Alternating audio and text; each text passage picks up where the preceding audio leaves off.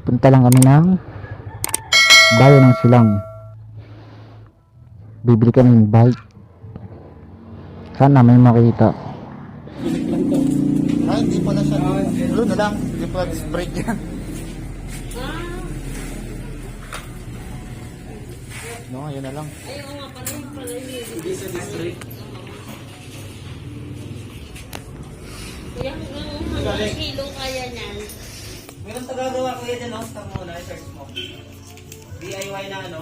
Doon nga daw yun, yung ano talaga siya, torno. Sadya, oh. Mura lang yun? So yung mga kasama ko, ganun ko paggawa pagka wala 50 yata, to 50. mga ganun.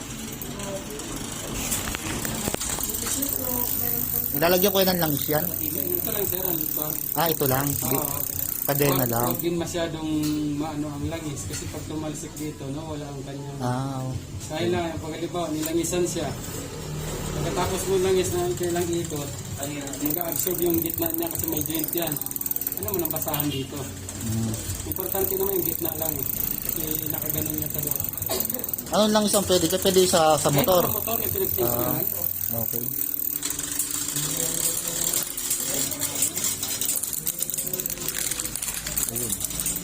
Kaya nilaan namin pinutuno kasi Ah, yan yung tinatawag na pagtutono. turn up. Yung paglipat-lipat ng ano.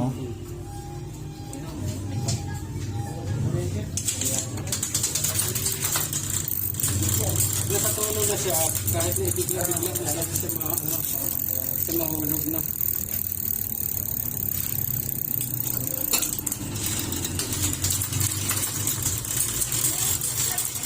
Ah, galing. Yun na, pag nahihirapan ka pumidal, check ko lang sa bawat. Mararamdaman mo naman yan, mag-ang na siya kahit ahon. May gift ba yan? May gift yung bomba mo? Bomba ka gamitin mo?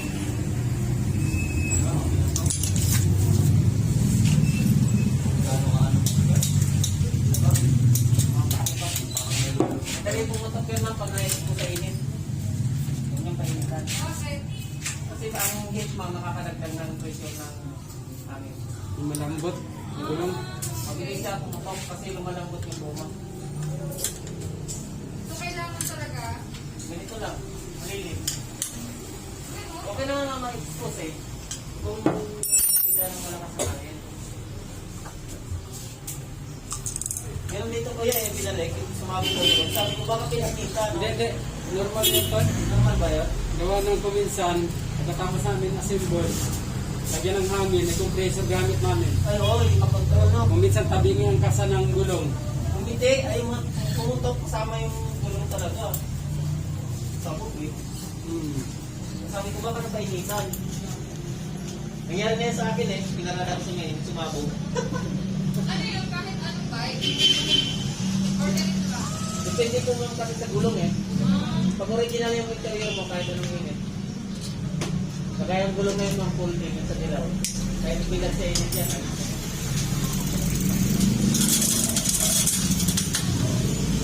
Friend ko kayo, ano? Yan. Bilang sa yung friend. Ay, pag-friend ang dinanapa din.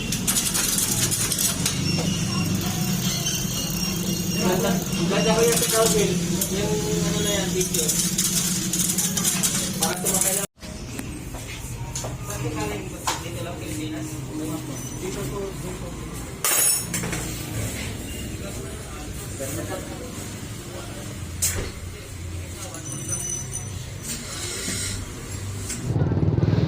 Ngayon, si Kuya.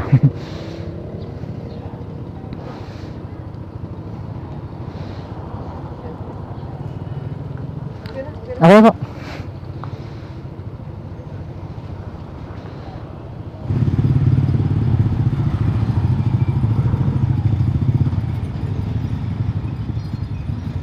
Ay, nauga-uga yung bike ah. Wow, wow, wow, wow, wow, wow. Wow.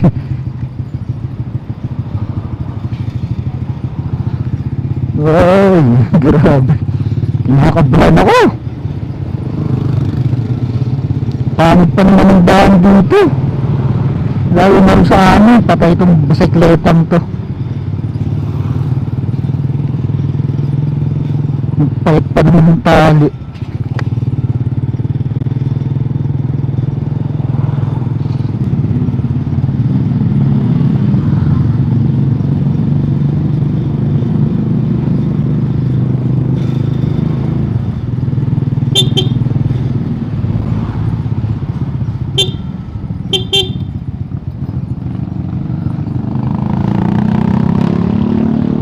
Pagilid na.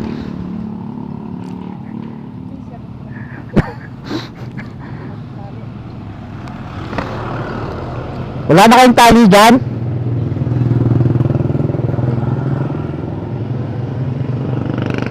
Kaila.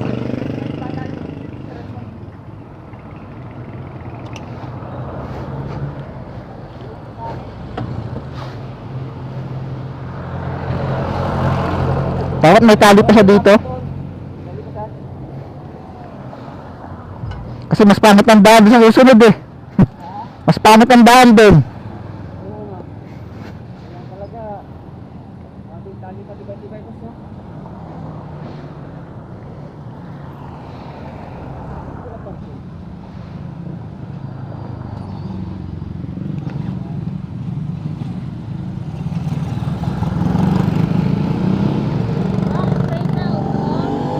Ha? Gumaganon.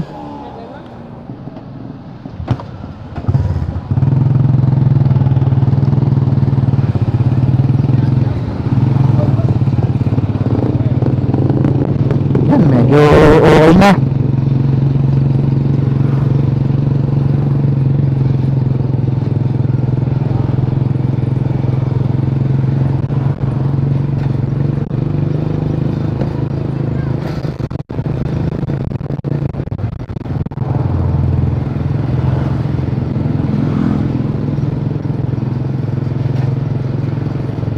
Hello. Ay, sa wakas. Kakarating na rin.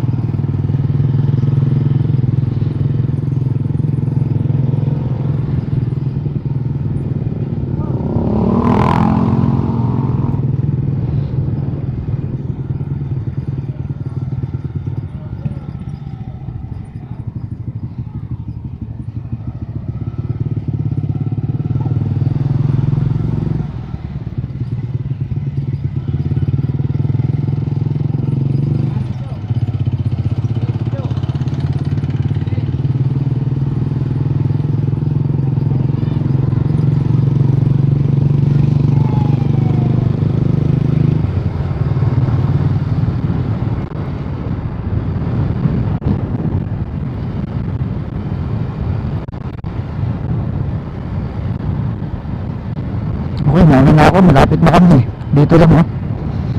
Dito, banda lang dito. Dito, banda lang dito.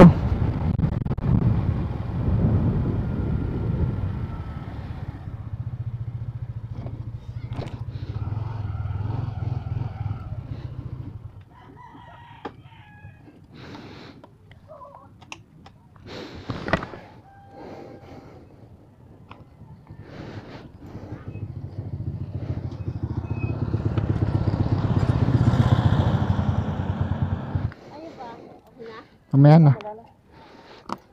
Matibay kasi pagkakatali ko, pag sigurado ko, naman ang kawala. No? Tagal ka lang tapos ha. Kana, ito pa! Iwan mo. Ikaw ang hot. Kumaga. Iwan mo. Madali yung gulong boss ha. Kung magsisisi kasi ako ang nagtali.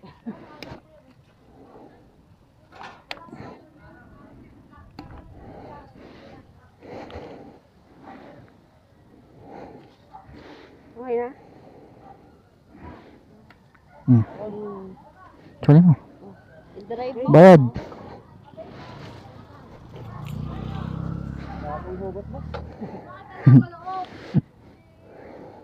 Maganda yung mga nagbikers mo gano'n. Mountain bike. Hmm. Ma'am, salamat. Salamat. Lakad. Sakyan mo. Pasok mo. Bago yung bike ma'am.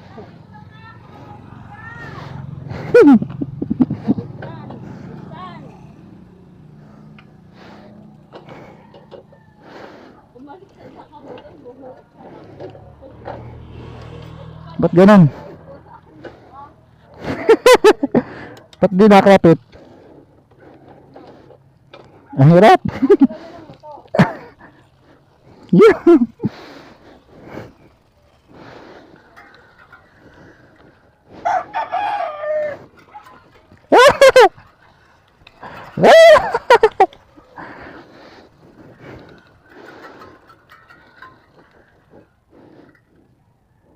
Ano na tunog?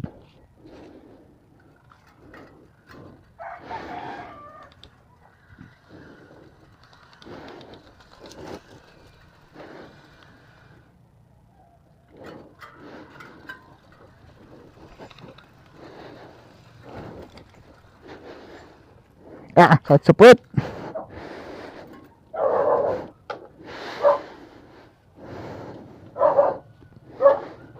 Diyan ka muna.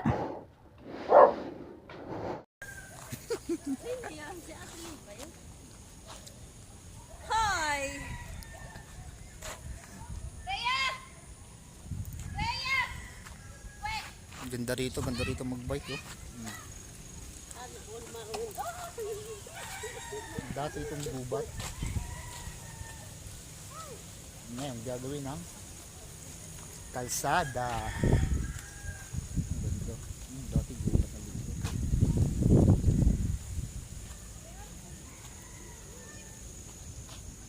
Ang ganito yun.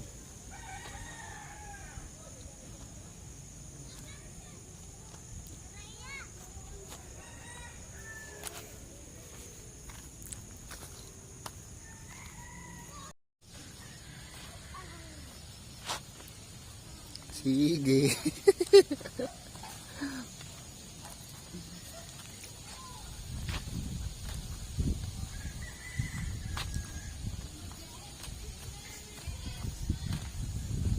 Sigurado bago to matuto masakit ng pit nito.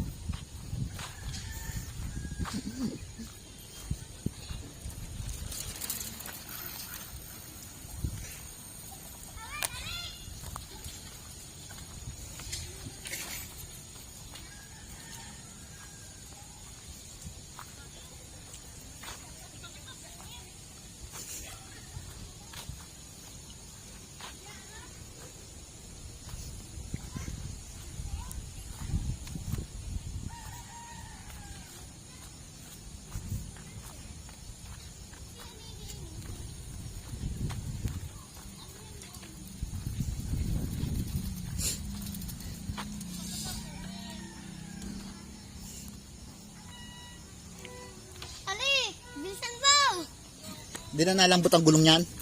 Hindi na. Papalitan ng interior. Ha?